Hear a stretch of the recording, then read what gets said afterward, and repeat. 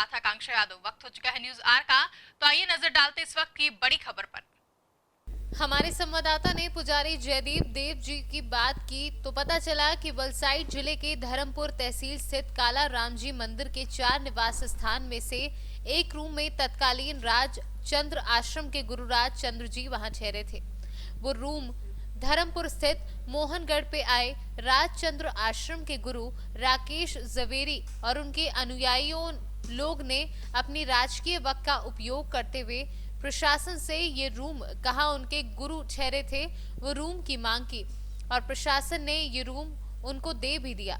आश्चर्य की बात यह है कि गुजरात के मुख्यमंत्री रूपानी जी भी उन लोगों का समर्थन कर रहे हैं।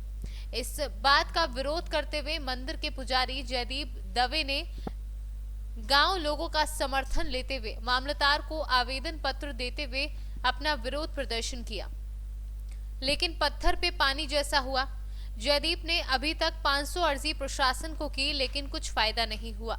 आखिरकार मंदिर के पुजारी जयदीप को आजीवन उपवास पर बैठने की नौबत आन पड़ी, तो उपवास पर बैठ गए। इस उपवास अभी जन आंदोलन बनने जा रहा है। गांव लोगों का भरपूर समर्थन मिल रहा है।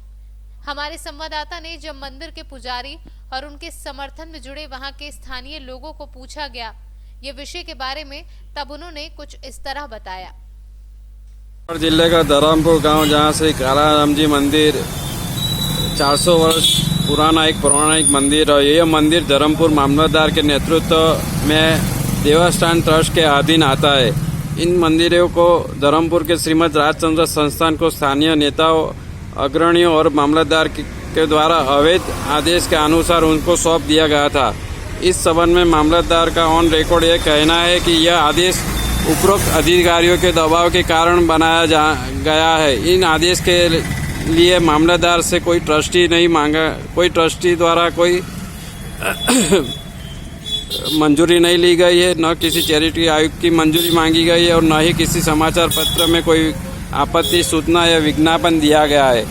ट्रस्ट के कानून अनुसार ट्रस्ट की संपत्ति किसी भी संस्था या व्यक्ति को इस तरह से अवैध आदेश के द्वारा किसी भी उपयोग के लिए नहीं सौंपी जा सकती है। मैं इस आदेश के खिलाफ पिछले 8 महीनों से ग्रामीणों के साथ लड़ रहा हूँ। यह सच्चाई, ईमानदारी और गतिविधियों के खिलाफ है, किसी भी व्यक्ति या संगठन के खिलाफ नहीं। इस लड़ाई के कारण सरकार ने मुझे अपना व्यवसाय बंद करने का आदेश नोटिस जारी किया है और एक पुजारी के रूप में हमें दिए गए घर को भी खाली करने का नोटिस दिया गया है। सरकार के खिलाफ लड़ाई के परिणाम स्वरूप मैं बेघर और बेरोजगार हो गया हूँ। प्रत्येक सरकारी कार्यालय में, विभिन्न सरकारी मंत्रालयों में, मुख्यमंत्री कार्यालय, प्रधानमंत्री कार्यालय और यहाँ तक कि राज्यपाल में भी याचिकाओं के बावजूद कोई सकारात्मक परिणाम नहीं आने के कारण मामलतदार द्वारा जारी किया आदेश को निरस्त करने तक उपवास करने का निर्णय लिया गया है। यह अनशन उस निर्णय नहीं वापस लिया। नमस्कार मित्रों, आज हमारे साथ धर्मपुर तहसील के वरिष्ठ चर्चापत्री श्री रायसिंह वड़वी उपलब्ध है। वो हमको ये बताएंगे कि ये आंदोलन जयदीप दवे जी कर रहे हैं 3 दिन से, तो किस उपलब्ध में हो रहा है। रायसिंह भाई, ये आंदोलन है ना, हम चर्चापत्री है और सर्व जन समुदाय को वारंवार मिलते रहते हैं और मिलते जो समस्या हमको मिलती है वो आंतरिक वो हम लिखते हैं और हम ये स्थापत्य पुरातत्व खाते ये सरकारी जो राजवाड़ा से इतना रियासत चल रहा था धर्मपुर में, ये धर्मपुर के महाराजा सिराज के ये सब प्रॉपर्टी है। ये प्रॉपर्टी में जो असर रहने वाले हैं, ये रहने वाले को जो बाहर के आदमी है उसको रहने दे। नेटिव यहाँ पूजा करता है, नॉर्मल पगार मिलता है और नॉर्मल पगार सरकार को कुछ देती नहीं है, आजीविका का साधन नहीं है। फिर भी वो जन सेवा और धार्मिक वृत्ति से वो हमारे जयदेव भाई दवे कर रहे हैं। तो आज ऐसा मौका मिल गया कि सरकार भी ये लोग के सामने पड़ी है कि सरकार के लिए हम भी सरकार में बैठे हैं। आज हम भी नरेंद्र भाई मोदी और भाजपा सरकार के गुणगान गा रहे हैं और कितना चर्चा पर नाते 5-6 पेपर में अखबार में मैं भी लिखता हूँ। समकालीन है, गुजरात मित्र है, जमणगा का टाइम्स है और सब मैगजीन में भी मैं लिखा है। और सातत्य पुरातत्व विभाग ने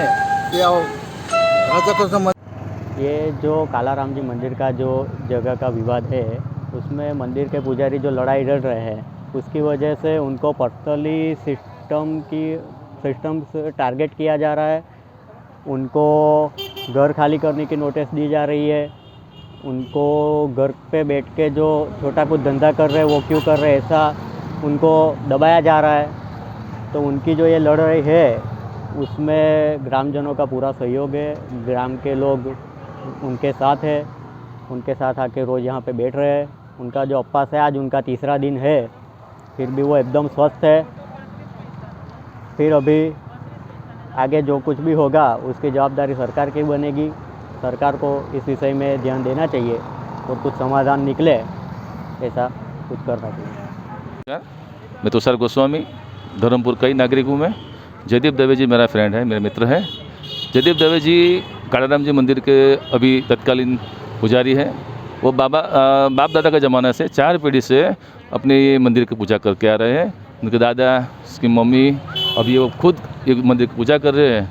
अभी ये मंदिर के जो 4 रूम है, मकान जो है, उस मकान में धर्मपुर स्थित मोहनगढ़ पे श्रीमद राजचंद्र आश्रम है, उसके गुरु जी राकेश झवेरी है। ये लोग ये बोल रहे हैं कि ये मंदिर के जो एक मकान है, उस मकान में उस समय उसके धर्मगुरु श्रीमद राजचंद्र जाके ठहरे थे, तो उसके लिए ये मकान हमको चाहिए। ऐसा करके तंत्र को उसने जैसे तैसे करके भी ये रूम का कब्जा ले लिया।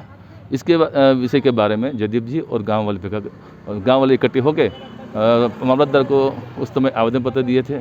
जयदीप भाई ने अभी तक से 400 से 500 तक अर्जी प्रशासन को दी है कि ये जो कब्जा आपने श्रीमद राजचंद्र आश्रम को दिया है वो सरासर गलत है।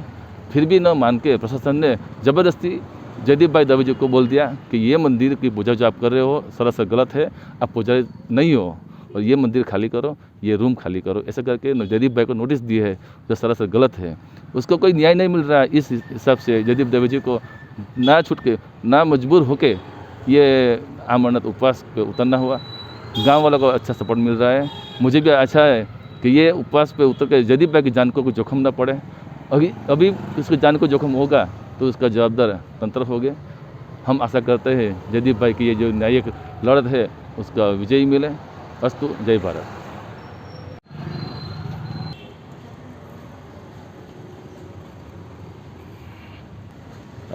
હું બોલવાનું છે તે પેલું પાછું તમે કહી દે। यहाँ पर जो जयदीप भाई यहाँ पुजारी जो है मंदिर के वो उपवास पर बैठे वो सही है एकदम। उसकी जो मानना है वो बराबर है, क्योंकि ये राजा रजवाड़ी के टाइम में स्टेट टाइम से राजा ने मिलकर दिया है और वो मामलतदार साहब को और कलेक्टर साहब को उसको ट्रस्टी बनाया है। वो भी ट्रस्टी बनाया है तो उसका मीनिंग ऐसा नहीं है कि पुजारी को घर से निकाल देने का। इसलिए जो पुजारी जो बैठा है वो एकदम उसकी बात वाजिबी है। ये क्यों कोई गवर्नमेंट ने बनाया नहीं है मिलकत, वो स्टेट टाइम की मिलकत है और राजा ने दिया है तो मंदिर के पुजारी के लिए दिया है। मंदिर का पुजारी रहे किधर और उसकी आजीविका के लिए कुछ करना चाहिए, तो आजीविका भी तो पूरी उसको कुछ मिलती नहीं है। फिर भी वो मंदिर अप टू डेट रखते हैं और यहाँ पर लोग श्रद्धालु सब आते हैं, संत महात्मा भी आते हैं, इधर सब कोई आता है। इधर ये सार्वजनिक मिलकत है, वो कोई को एकदम अपने उसमें डिस्टर्ब नहीं कर सकते। हमारा ये मानना है कि ये मिलकत ये जो बराबर है वो चलती है। वो जो पुजारी है वो पुजारी भी बराबर काम करता है।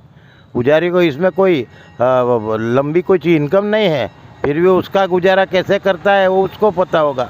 फिर भी मेरा इतना अंगत रीत से मानने का है कि जो कुछ हुआ है वो पुजारी है वो बराबर है। और जो मिलकत राजा ने स्टेट टाइम में दिया है, ये गवर्नमेंट ने नहीं बनाया है।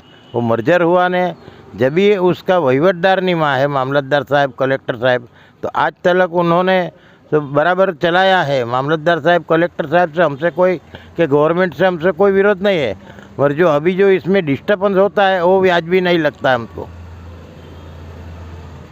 गुजरात से सी न्यूज संवाददाता चंद्रकांत पुजारी की रिपोर्ट।